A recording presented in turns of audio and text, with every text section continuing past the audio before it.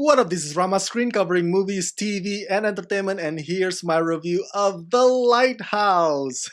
Hey, before you watch this review, please subscribe to my channel, press that like button, and ring that bell so you can get notified whenever I post new videos. And if you would like to help support this channel, please do so at patreon.com/ramascreen.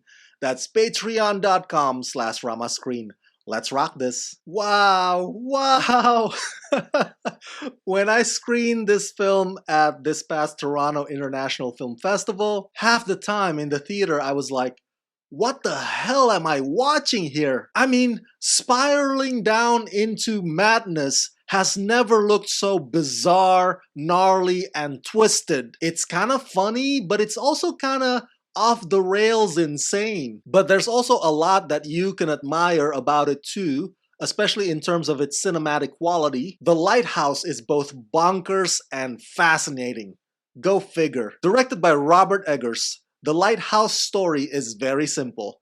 It's two lighthouse keepers on a remote and mysterious New England island in the 1890s, and as the days go by, they start to get on each other's buttons, and the whole situation escalates to resentment and conflict. It's been 4 years since writer-director Robert Eggers gave us The Witch, so for him to have something drastically different like The Lighthouse as his follow-up, this is not one that any of us could have seen coming. Unlike The Witch, The Lighthouse proves that the only thing truly scary is the person that you're stuck in the same room with. Nothing supernatural, demonic, or otherworldly here. Now, what I meant earlier by you finding a lot that you can admire about The Lighthouse, it mostly has to do with the style and the design and the cinematography. The black and white square aspect ratio definitely harkens back to the golden age of black and white Hollywood cinema. What's even more hypnotic to me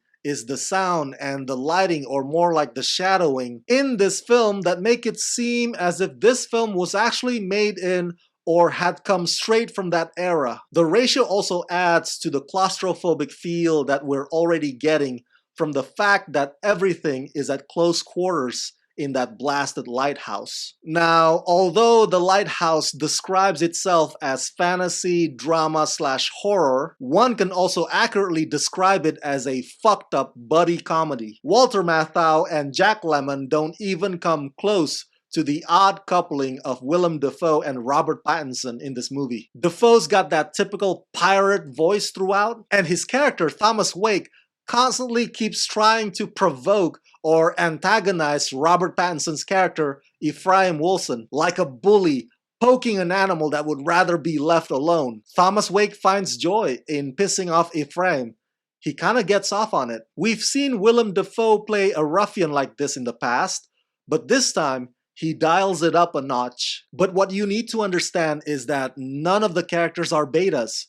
They're both alphas, but in their own separate ways. And they have been suspicious and untrusting of each other from the get-go. And Ephraim occasionally wanders in his daydreams and masturbates to a wooden mermaid, which cracks me up. Robert Pattinson never ceases to amaze me. Just when you thought that he has put a safe distance between his career today and his Twilight franchise years, he deepens that gap some more by taking on such a peculiar role as this. And like I said earlier, both Willem and Robert go through some physically grueling stuff in this movie that will make you applaud even if you're not into the rest of everything else about The Lighthouse. I'm usually not a big fan of Lighthouse movies. The previous one I watched was Gerard Butler's The Vanishing, which put me to sleep. But this one, The Lighthouse, has enough weird, trippy imagery to keep you awake. This is one of those unique movies that I probably could only watch just once. I don't care enough to ever revisit The Lighthouse again.